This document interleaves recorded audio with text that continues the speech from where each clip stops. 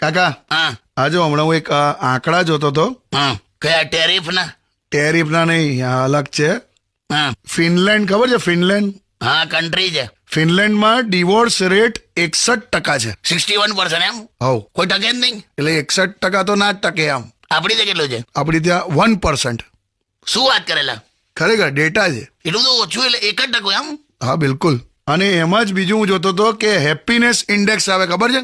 હા એકદમ સૌથી મજાની કન્ટ્રી કઈ, એકદમ સુખી રહેવાય એવું એમ. હા એટલે દેશી ભાષામાં તમે બરાબર બોલ્યા, પણ હેપીનેસ ઇન્ડેક્સમાં બધું બહુ આવે. હા હેપીનેસ ઇન્ડેક્સમાં ફિનલેન્ડ નંબર 1 પર છે વર્લ્ડ રેન્કિંગમાં. એમ?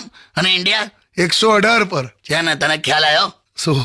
ડિવોર્સ રેટ 61% ત્યાં છે અને હેપીનેસ ઇન્ડેક્સમાં નંબર 1 છે. એટલે તને હું ખ્યાલ ના આવ્યો? પણ પછી હેપીનેસ ઇન્ડેક્સમાં ગણતરી થતી નહીં. જો મેં એકલો નહીં કહેતો, તું ગમે ત્યાં નજર ફેરવા, આ ખાણીપીણી નહીં, લારીવાળા, આ શોપ ને રેસ્ટોરન્ટ વાળા બહાર બોર્ડ કેવું મારે છે હું કે લગ્ન તેમજ શુભ પ્રસંગે ઓર્ડર લેવામાં આવશે. હા તો આ લોકો લગ્નને શુભ પ્રસંગમાં નહીં ગણતા હોય? એવું નહીં, તમે એવું છૂટું છૂટું ગણો છો. બધા જોડે લખવું જોઈએ ને. તો ભાઈ તું પાણી જાય એટલે તને ખ્યાલ આવેલા. હા મને હતું જ કે તમે આવું કહેશો.